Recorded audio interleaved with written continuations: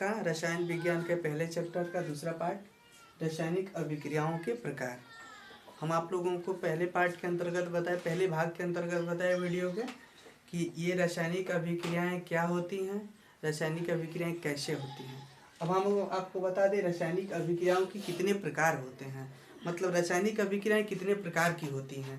तो इसके अंतर्गत हम आप लोगों को बता दें कि ये जो रासायनिक अभिक्रियाएं होती हैं, अगर ऊष्मा की बात करें, ताप की बात करें, ऊष्मा की बात करें या ताप की बात करें, ताप का मतलब आप लोगों को पता है किसी भी वस्तु के ठंडेपन या गर्माहट की माप को ताप कहते हैं। ये ताप के आधार पे देखा जाए तो रासायनिक अभिक्रियाएं दो प्रकार की होती हैं। पहला होता है ऊष्माक्षेपी, दूसरा होता है ऊष्माशोषी। ये ऊष्मा के आधार पर रासायनिक अभिक्रिया दो प्रकार का हो गया।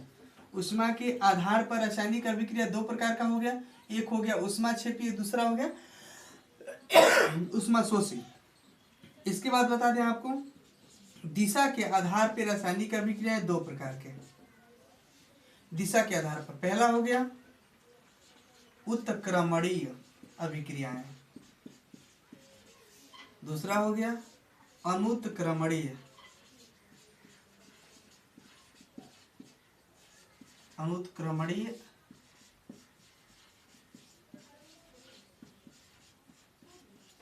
अभिक्रियाएं।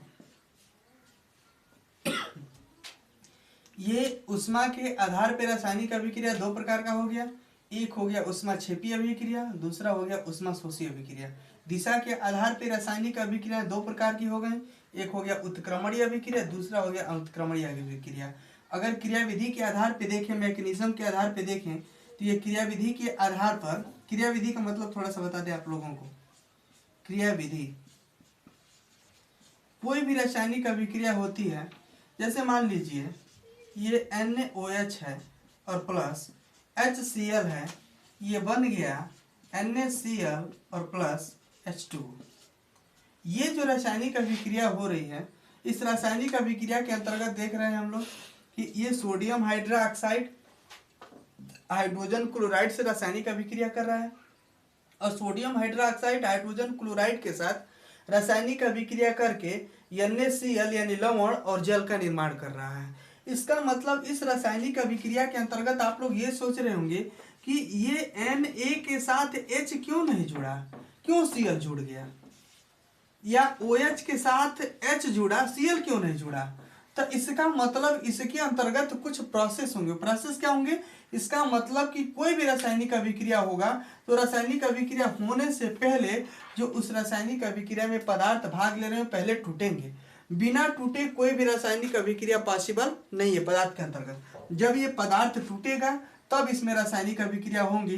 तो टूटा किस प्रकार टूटा, टूट के किन पदार्थों का निर्माण किया और वह किस प्रकार एक दूसरे से जुड़े। कहने का मतलब कि अगर कोई भी रासायनिक अभिक्रिया होगी तो उस रासायनिक अभिक्रिया के अंतर्गत जो पदार्थ भाग ले रहे हैं उनमें कौन कौन सी घटनाएं घट रही हैं, क्या क्या हो रहा है, इन सभी घटनाओं का अध्ययन रासायनिक अभिक्रिया की क्रियाविधि कहलाती है। मतलब किसी भी रासायनिक अभिक्रिया में होने वाली घटनाओं का अध्ययन, किसी भी रासायनिक अभिक्रिया में होने वाली घटनाओं का अध्ययन उस रासायनिक अभिक्रिया की क्रियाविधि कहलाती है। अगर क्रियाविधि के आधार पर देखा जाए तो रासायनिक अभिक्रिया निम्न प्रकार की होती हैं।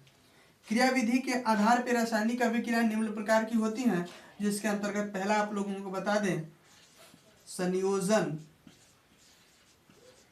या योगात्मक अभिक्रिया।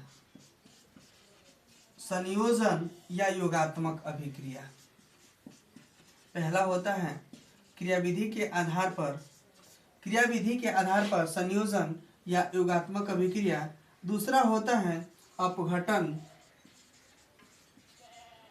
या वियोजन अभिक्रिया।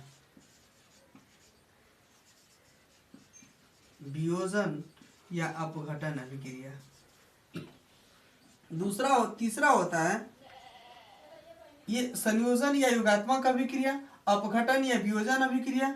दूसरा होता है प्रतिस्थापन अभिक्रिया। प्रतिस्थापन अभिक्रिया। चौथा होता है तीसरा हो गया, पहला हो गया संयोजन या योगात्मक अभिक्रिया, दूसरा हो गया अपघटन या वियोजन अभिक्रिया, तीसरा हो गया प्रतिस्थापन अभिक्रिया, चौथा हो गया रिडॉक्स अभिक्रिया।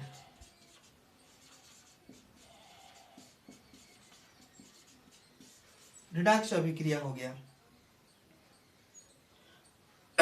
ये देख रहे हैं आप लोग, ये क्रियाविधि के आधार पर ये रासायनिक अभिक्रिया निम्न प्रकार की होती है: संयोजन या योगात्मक अभिक्रिया, अपघटन या वियोजन अभिक्रिया, प्रतिस्थापन अभिक्रिया, रिडॉक्स अभिक्रिया। ये क्रियाविधि के आधार पर रासायनिक अभिक्रिया है, ये ऊष्मा के आधार पर रासायनिक अभिक्रिया है, ये दिशा के आधार पर रासायनिक अभिक्रिया है। तो इसके अंतर्गत हम आप लोगों को ये पहले आपको बता दें, दिशा के आधार पर रासायनिक अभिक्रिया दो प्रकार की होती है, उस अनुत्क्रमणीय और उत्क्रमणीय। ऊष्मा के आधार पर दो प्रकार की होती है, ऊष्माक्षेपी, ऊष्माशोषी। तो पहले इनके बारे में बताते हैं, इसके बाद से आप लोगों को ये अभिक्रिया विधि के आधार पर रासायनिक अभिक्रियाओं के प्रकार बताएंगे, इन सब का अध्ययन कराएंगे आप लोगों को। देखिए, ये ऊष्मा के आधार पर रासायनिक अभिक्रियाएं दो प्रकार की हो गई। पहला हो गया ऊष्माक्षेपी अभिक्रिया। ऊष्माक्षेपी का मतलब होता है, जैसे मान लीजिए CaO है और प्लस H2O है, ये रासायनिक अभिक्रिया करके और बना दिए CaOH का होल ट्वाइस। ये कैल्शियम ऑक्साइड है, ये जल है, ये दोनों की रासायनिक अभिक्रिया हुई, कैल्शियम हाइड्रोक्साइड बन गया। इसका मतलब ये कैल्शियम ऑक्साइड को जिंदा चूना कहते हैं या इसको चूना पत्थर कहते हैं। ये जल के साथ रासायनिक अभिक्रिया है, ये मरा हुआ चूना है। इसके अंतर्गत इसके बाद रासायनिक अभिक्रिया होगी तो इसमें ऊष्मा निकलता है। आप लोग देखे होंगे कि जब चूने को पानी में रखा जाता है तो उसमें ऊष्मा निकलती है, बहुत जबरदस्त ऊष्मा निकलती है।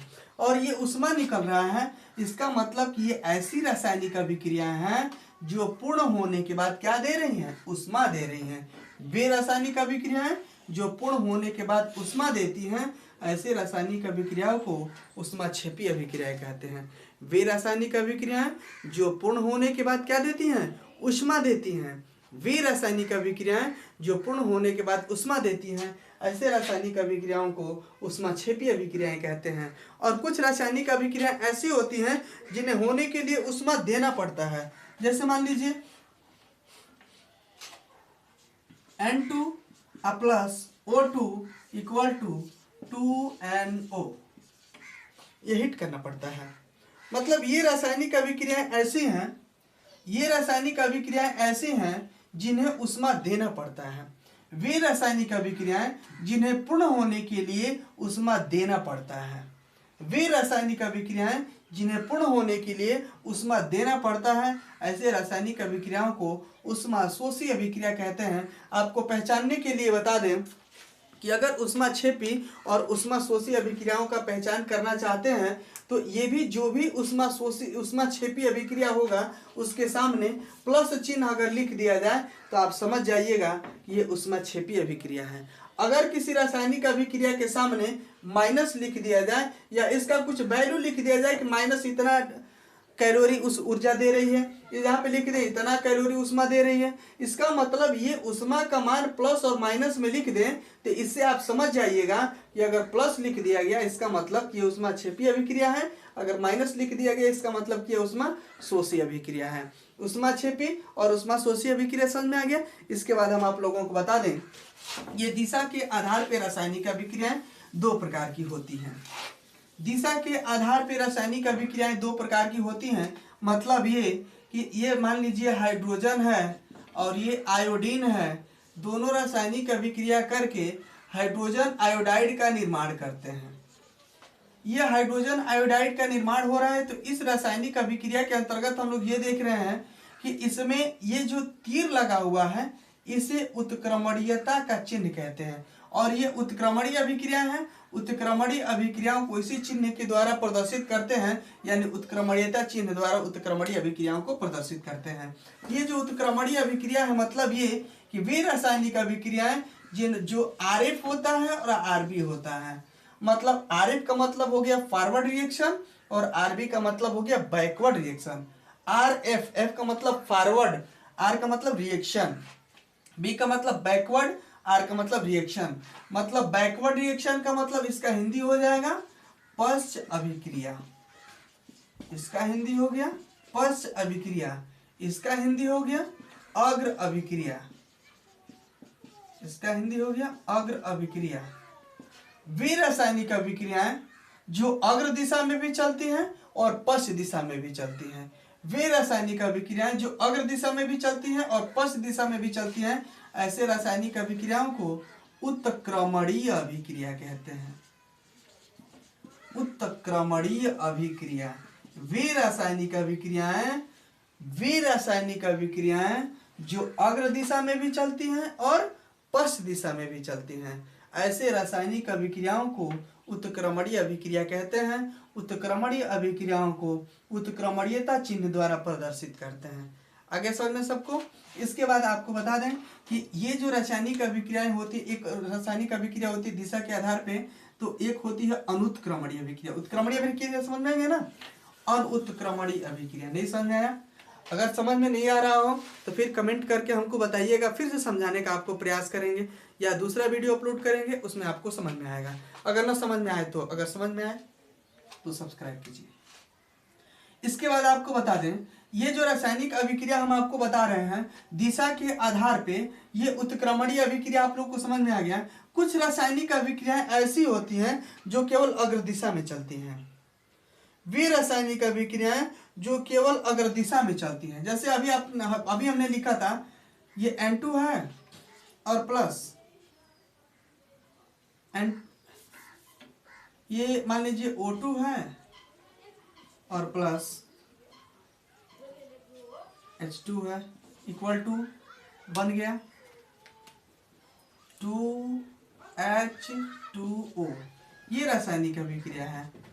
इस रासायनिक अभिक्रिया के अंतर्गत हम लोग ये देख रहे हैं, ये रासायनिक अभिक्रिया को अगर हम इसमें कोशिश कर लें, ये जो जल है, जल को अगर हम लोग हीट करेंगे, गर्म करेंगे, तो ये टूट जाएगा H+ में और OH- में।